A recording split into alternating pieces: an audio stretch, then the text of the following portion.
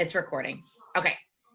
So the reason why this conversation used to haunt me is because there's so many things that would flood me like in the month prior. And I never understood why my anxiety was so bad. And I never understood why I was in a bad mood. And I knew like this thing was coming, this anniversary was always coming. But I think the biggest thing that I can try to convey with you guys is when I tell you the story that my dad and I shared that night, I think the biggest message is your story is your story. And part of your process is to be okay with how you tell your story in that moment. You know, like I wasn't okay sharing that story when I was 22 years old. I was the girl that was afraid because I didn't want to say the word suicide. It was an awful, icky, sticky, yucky word, right? And I didn't want to be, I went through a phase where I shied away from it because I didn't want to say it, right? How many of you have ever shied away from something because you didn't want to say like, I'm getting divorced? I still have Go ahead. a hard, my father committed suicide as well, and I still find myself having a hard time telling people what happened. Yeah. Yeah. It's a process, but I also think too, no matter, I mean, our stories are extreme and I don't wish my story on anybody, but it's my story, right? And we all have a story. So the biggest thing I want to say is, how are you telling your story right now, right? Whatever your story is, you might be like, well, my story is, and you fill in the blank. And if you want to write in the chat, you can tell me what what is the story that you tell people, right? Oh, life is really hard. Life is really busy. Ugh, I'm really struggling. Like I'm trying to lose all this weight. Like I just, like if you keep telling your story like it does not matter and it has no girth, then that's what you're going to get. And so that's a big thing to practice belief. And I think the biggest thing that I want you guys to know is that if my dad did not do what he did 19 years ago, tomorrow, there's no doubt I would not be on Beachbody. I would not have met Jenny and Des as my success partners. I would have not gone down the rabbit hole. I was supposed to go down the rabbit hole, right? And let me say this, I was just telling Dominique this on a call this morning. I was like, why is it that when things happen, we have to make it a negative, right? Why is it like, yes, it is awful that my dad took his life, but why does it have to stay a negative? Why does it have to stay a negative? It does not have to stay a negative. And guess who has the choice to change the story? I do, right? Yeah. You have the power to change the story and how you tell it. But here's the thing.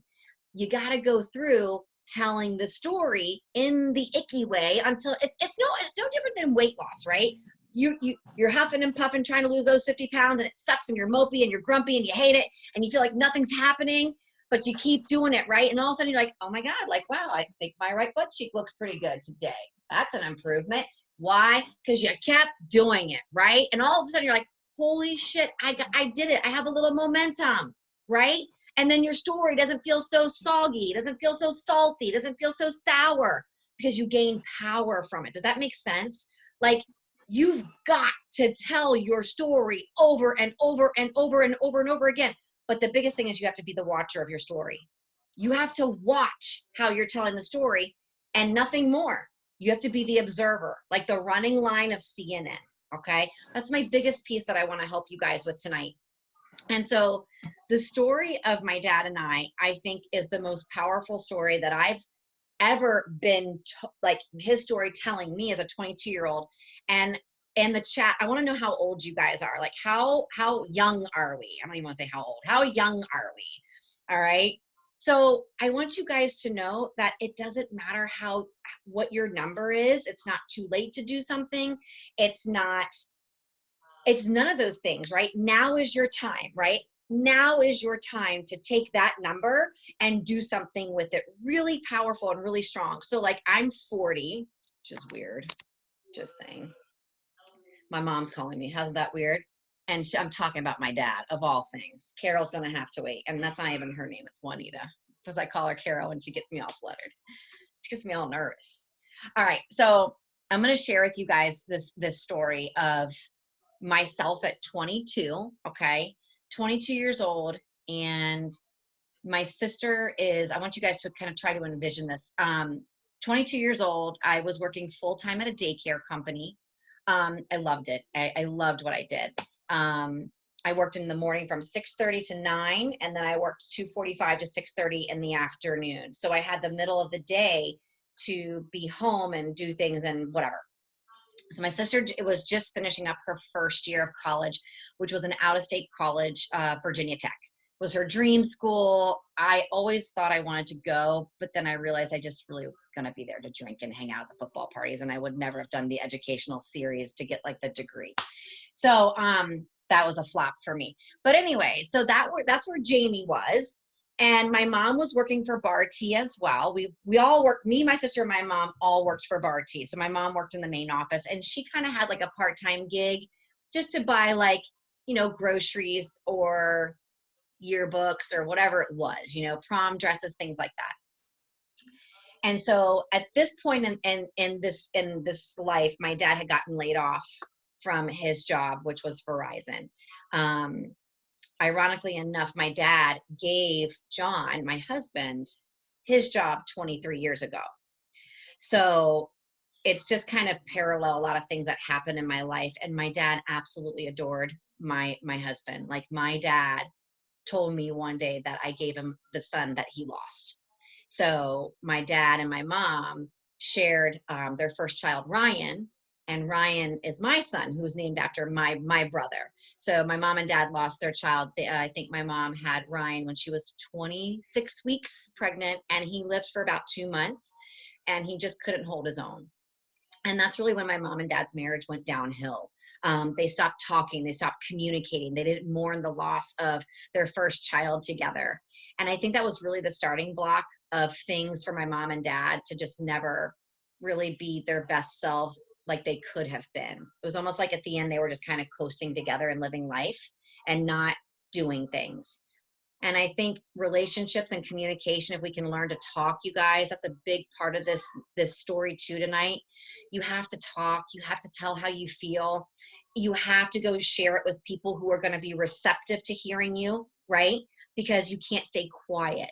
You can't, and that's one of the lessons I learned from my dad. You can't stay quiet, because if you stay quiet, it eats at you. And some people, it does do a lot of harm that you can never come back from, whether it's physical, mental, or spiritual, or whatever.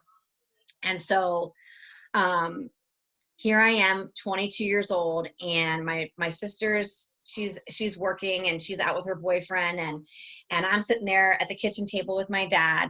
And at this point, he had been unemployed for a year, and he got laid off at 57, and he just started to drink a lot. He started to sleep a lot. I mean, all the classic depression, right?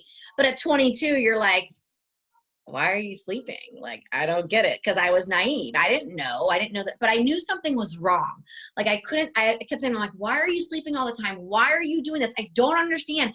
Get up, get a job. Like, I'm not going to get a job. They're not going to pay me, Stacy. And I'm like, but just go to Home Depot. Like, you're so good with your hands. Like, get something until you get the other thing. Like, I could never get it, and I don't think he could get it either, because his ego was in the way. And that really made me super sad, because I think he thought his worth was higher, but he didn't want to go down the totem pole. You know what I mean? And I don't know if you guys have ever felt that, where you had to kind of take 5 steps backwards just to get up again. That's an awful feeling. And so he was our breadwinner. He was my go-to. He was my compass. He was my North Star. He was my, I'm going to be all right. He was that breath where you're like, you're right, I'm going to be good, And I don't know if you have one of those people in your life, but it's a real comforting person to have, And so we were sitting at the kitchen table on June 19th, 2002, and it was 2:00 in the afternoon. And we were sitting there and we were smoking a cigarette together, and we were just talking, and he just kept looking. We had a circular wooden kitchen table. Do you remember those old school chairs that had like the wicker in the back and it kind of rocked and it had like, do you know what I'm talking about? Those old school chairs with the metal, like it's like an 80s kind of a chair. So we're sitting in these wicker chairs and mine always had a squeak to it. And mine was squeaking and he told me, can you please make your chair stop squeaking? It's really effing annoying. And I was like, oh, I'm sorry. So sorry. But he looked at me and he kept looking like he wanted to say something and he would kind of retreat back and he would like take a deep breath and then he would kind of look back again. And I finally looked at him. I said, are you trying to say something to me? And he was like, yeah, I am. And so this is the part where my story is, I'm going to be asking you these questions from him to you. Okay. What are you doing with your life? Long pause. No, seriously, Stacey, what are you doing with your life? Tell me right now. And I want you guys to kind of like, I'm asking you, what are you doing with your life tonight? Everybody in this chat, what are you doing? You have to type it, but I'm talking to you through him. What are you doing with your life? Why do you continue doing the things that don't make you happy? Why do you continue to follow the crowd? Crowds don't go anywhere. Why aren't you being your own person? Tell me why you're not being your own person. Why are you going to college? What do you want to be, Stacey? Well, he goes, well's not a good answer. I said, I think a teacher. He's like, you don't even know. You're just doing it. Why? Why are you doing it? I don't know. I'll tell you why. Because you think you should. You're living your life with a bunch of shoulds. I should go to school. I should do this. I should do that. Poor shit, Stacey. Why? Tell me why. You're wasting your time and you're wasting our money. Whatever happened to your dream to go to hair school? Why are you not doing that? It makes absolutely no sense to me that you're going to sit here and you're going to coast through life with a bunch of shoulds rather than what you want to do. He goes, because I'm going to tell you what, Stacey, if you do your hair dream, what are you afraid of? Are you afraid you're not going to make enough money? Are you afraid you're not going to be accepted because your mom or your aunt or your friend down the road, you need their approval? You don't need their approval. You need your own. And let me tell you something too, Stacey. When you do what you really want to do and what is your heart is telling you to do, the money will be a byproduct. So stop following the freaking crowd. If you don't want to go to school, don't go to school. He goes, my God, Bill Gates is a dropout and is a bazillionaire. My God, Mark Wahlberg was arrested and he found his dream. Oprah Winfrey, he named those 3 people specifically. He goes, what's the difference? What makes them so special? The difference is they didn't quit on what they believed they wanted to do. He goes, everybody in this world freaking quits. And you know what's funny? He was getting ready to quit. How ironic is that, right? He was literally 45 minutes away from quitting everything permanently. That's scary that you're going to tell me that, but you're going to make it a permanent decision with yourself, right? So he's sitting there and I'm like, I just don't get why you're telling me all of this. And he was like, I'm telling you this because I'm so tired of you thinking you have to do one thing when you need to go do what sets your heart on fire. And he meant it. Why are you doing something right now? Because we're all doing it. That does not set your soul on fire. Why is it that your story has to be negative? Why is it that we have to think less of ourselves? Why is it that we have to think that we're not worthy of success? Why is it that our story puts us below the table? It doesn't make any sense. And my dad didn't think his story was worthy, but I think he saw worth in me. I think he saw what he couldn't do in this lifetime. And I believe in that. I believe that I was supposed to be through all this crap and hear his story. And when he looked at me and he said, "Oh my God, Stacey, it's 2:45. You have to go." And I said, "Oh my God." I was like, "Shit, I gotta go." And he was like, "All right." He's like, "But give me a hug. Give me a hug. I need a hug." And we're not huggers. We're not I love yous in the family. It just wasn't that kind of a family. And I was like, "A hug? What the hell do you want to hug?" He's like, "Come here, please give me a hug." And I didn't hug him because I just thought he was like acting weird, right? And I was like, I will talk to you later and I'll call you later.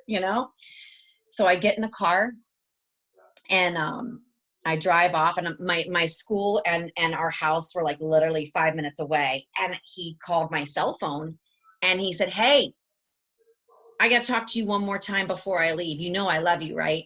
You know I love you." I said, "Yeah, hello, yes, I know you love me." And he was like, "I just want to make sure." And I was like, "Dad, like, I get it." I was like, "Can I call you right back? I got to go set up the center. I got to go get these kids ready." He goes, "Yeah, call me back, please." And I forgot to call him back. Kids got in. It was like 80 kids, the life just started to happen, right? And so I forgot to call him. And I go about my day, and 6:30 rolls around. We're closing down the center. And I was in charge of the staff. There was like 8 of us, and it was the end of the year. And I was taking them out to dinner. My mom just recently fell out of our front door and broke her ankle and had to be wearing a boot. So she was stuck on a couch and she couldn't even move. And my sister was out with her boyfriend. And so I go out and I take my staff out, and I come home around 10:30. My mom's on the couch, and my mom says, "Do you know where your dad is?" And I go, "I don't know." I was like, "Well, his car is in the garage. So where is he?" She's like, "I don't really know." And I was like, "Well, he's probably with John, because like they were always together when I wasn't with him." So I had to page John on his pager, and I had to get that out and page him. And he calls me back, and I said, "Hey," I was like, "You're with Dad, right?" And he goes, "No, but the weird thing is he called me like 5 times today, which is so odd." And I know, like, he's like, "I just was busy and I didn't get to call him back." And I'm like, "All right." I was like, "That's weird." And so I didn't think anything of it. And then it got a little bit later, and I was like, "Oh my God." And my mom's sitting on the couch, and I said, "Mom," I was like, "Dude," I was like, "What if he's like laying in this house and he has had a heart attack, or he is hurt, or he can't breathe, he's overweight, he's stressed, like he doesn't have a job. Like, what if something really bad has happened to him?" She's like, "Well, I can't get up, Stacey, and I can't go look for him." And I'm like, "Why did it take us so long to fucking think about that?" Like, oh my God. So I get up and I'm like, "Oh my God." I'm like, I have to go look for him. I have to go look for him. And I get up, and I swear to God, let me tell you how spooky, eerie this is. I get up and I walk and I look everywhere in my house, everywhere in my house. I even looked under a bed, which his overweight, bless his soul self, could never fit under a bed. Like, I was looking under beds. I looked in showers. I looked in the garage, and then I went downstairs into our basement. And that's where he was, but I didn't find him. But weirdly enough, I went down the stairs, and we had a built-in bar, and we had a laundry room, and we had an outside patio, and then we had 2 bedrooms and a bathroom that split off right there. And the spare bedroom was like our toy room when we were kids. And I looked behind a curtain, like, what's going on? I looked everywhere minus the bathroom and the bedroom. After looking everywhere, I didn't look in those 2 rooms. And I don't think I was supposed to find him. I wasn't supposed to find him. I went back upstairs. My mom went downstairs and screamed. And I thought like a spider or something, because she freaks over spiders. And she said, "Oh my God, your dad, your dad, your dad. He's dead. He's dead. He shot himself. Oh my God. Oh my God." And all I can remember is running down the stairs, going down, looking right, and I see his shoes and his feet and his jeans. And I ran back upstairs and I dialed 911. And then I ran back outside, and I could hear the sirens coming. And I knew that the sirens were coming for me and the house. And As they got closer, I mean, this is like, I mean, the whole Doolittle Street just like lit up. And I went over to my neighbor and he goes, what happened? And I said, my dad's dead. And I was just shocked. Like I was just talking, like, what the hell just happened? And I was like, please go in and get him now and help him. Please help him. Please help him. Please help him.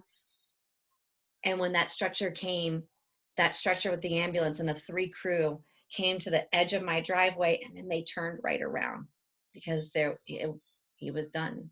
There was no need to save him. And that's when my life was forever changed. Tomorrow at 11:30 at night, but it really happened 45 minutes after I left to go to daycare. And so it is an awful story. It is a sad story. But what I want you to hear most is that I needed to retell the story again because I'm flooded. Again, every year you're flooded. It's in the veins. It's in your fiber and your fabric of your being. Your story is always in you, living and breathing through you. And tonight, I want you to know that my dad wants you to be the best version of you. My dad is asking you tonight, what are you doing with your life to be great? My dad is asking you tonight, stop following the crowd. My dad is asking you to stop right now disrespecting yourself, putting yourself down, saying you can't do it ever again. That is his message. And let me tell you, my friends, if he had to check out for all of us to succeed, it is a blessing, because sometimes these things have to happen in order for major growth, for major things to happen. I have no doubt my dad knew exactly what he was doing to save my sister and I and my mom, but I did not know that he wanted to save more. He wanted to save you, Crystal, Amy, Sharona, Candace, Desiree, Sally, Amanda, Mark, Jenny, Cassie, Stacy, Elizabeth, Bambi, and everybody else who's not on this call. He wants you to wake up and do something extraordinary with your life. And what it starts with is you. So when I fell down the rabbit hole, who had to rebuild first? Me. And it sucks, and it's hard, and it's shitty, and it's painful. But you know what comes out of pain? Beauty. You are not allowed to quit on yourself ever again. You are not allowed to doubt yourself. And when you do doubt yourself, you're going to remind yourself of my dad's story, and you're going to hear him say to you, what are you doing with your life? What are you doing with your life? This is not to make you sad tonight, but this is to make you think. This is to make you pivot and shift and cut the crap that does not serve you, because it's poison. No more drinking poison. You're not allowed. Your group that you're in, the coach that brought you in, lean into that group. Be the leader of your life. I say it all the time. Be the leader of your life. Lean into your life and give your life the love that it's so desperately calling for. Because you know what? He couldn't do it for himself. This happened for us. And I do believe that, not just for me, but for my husband, for my mom, for my sister, and for Facebook and for Instagram. I know it sounds really corny and weird, but it's meant to be told. It is meant to be told. And if this is my story, let me tell you, I spent 13 years in the fetal position because of this story. And I had to make a decision to get up from the fetal position and be empowered by the story, because I'm still alive. Everybody here is breathing tonight. Everybody here, we all got issues. We're busy. We all got this and we all got that. But let me tell you something. What you got, that's your negative. What is it? Where's my team? What is it? It's your, somebody unmute and say it. It's your what? Come on. What is it? Thank you. Thank you. Amen. It is your gift all day long. If it ain't your gift, you're making it your curse. And I want you to hear me on that. It is your gift.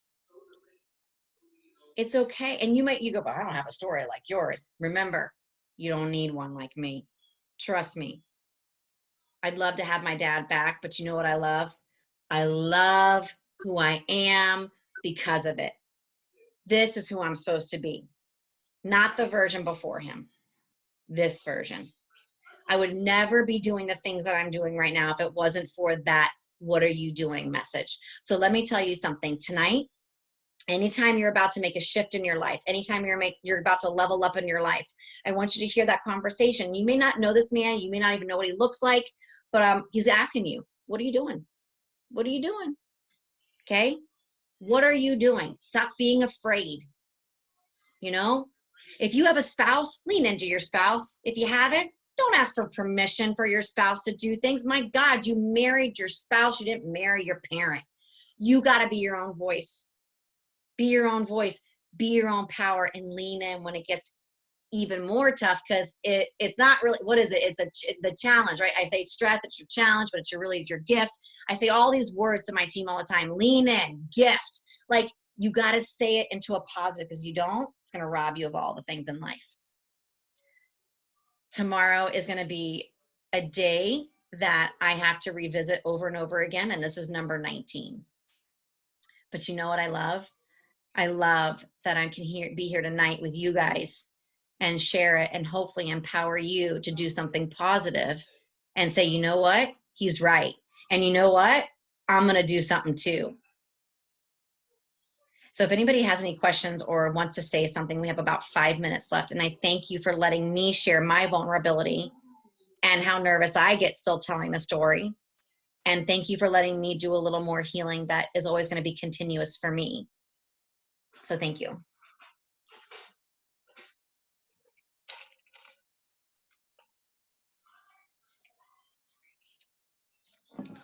Anybody got any questions? Anybody want to say anything? Does anybody feel anything from that it make you want to, are you thinking, are you shifting anything?